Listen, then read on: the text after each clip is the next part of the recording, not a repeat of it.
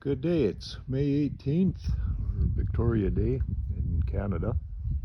Big deal, right? So what's happening now is going to renovate the old part of the shed. So when this is complete, it'll look like, well, it'll be 10-foot wall and the same kind of roof as the addition that was built last fall. If you watched the previous video, I was explaining that this green shed, it was made, well, I made it 20 years ago, quite a while ago. And of course, mistakes were made, lessons learned.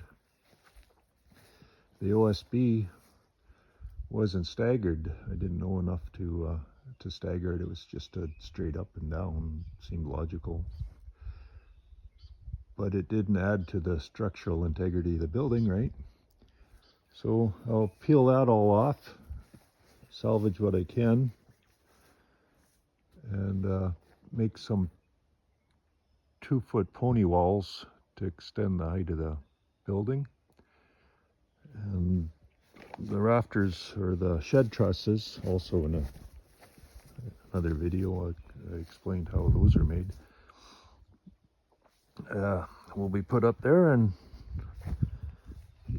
then I just have to side it with some tin.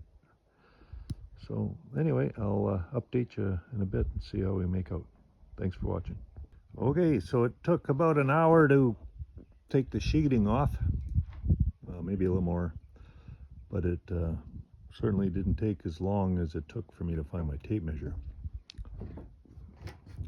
Next step is the roof. And the roof's off.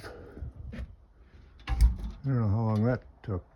An hour and a half, 2 hours. Now the reconstruction can begin. Okay, beginning of day 2. This is as far as I got yesterday.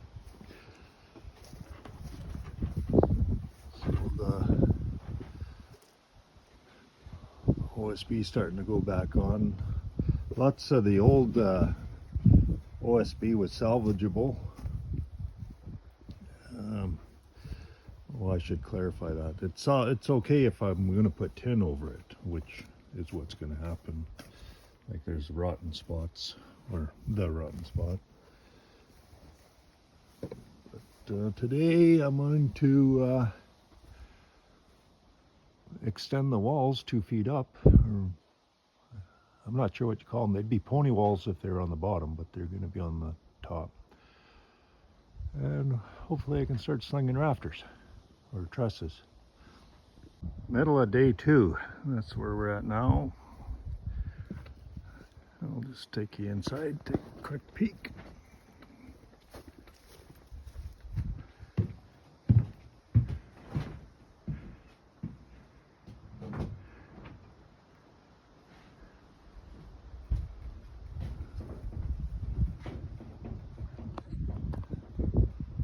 A lot of working off of ladders already.